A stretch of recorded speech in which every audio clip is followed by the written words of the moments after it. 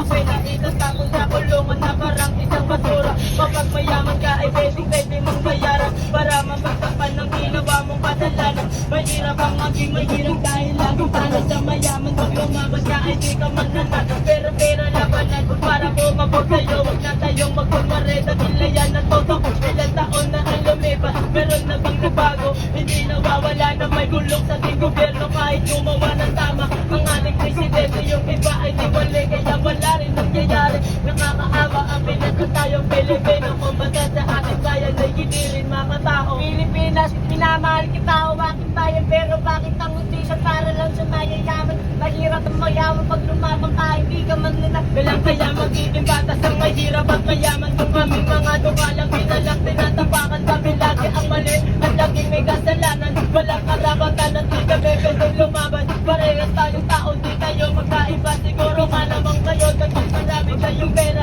Lahat na babayaran nyo at pwede nyo kontot. At kahit ang ibang pulis ngayon, nagbubulag-bulag, nasisilo sa akin lang. Ang hirap lang isipin pag may pera kang binayad ay hindi ka kukulit. Di ba to ang totoo, sinong magsasabing ka? Huwag na tayong magkunwari, dahil ito ang nangyayari. Asan ang pagiging Pilipino mo at makabayan? Kung prinsipyo mo ay napakadali lang mabayaran. Pilipinas, minamahal kita, umakin tayo, pero bakit ang ustisya para lang sa mayayaman? Mahirap ang maging mahirap dahil lagi talo sa mayaman. Pag lumabang ka, hindi ka man nanalo. Sabi sa kasabihan ng Pilipili mga kabayan, lahat pantay-pantay, walang mahirap at mayaman. Mapagmahal, mapagbigay at tayo mga katao. Siguro po noon pero ngayon na may nagbago.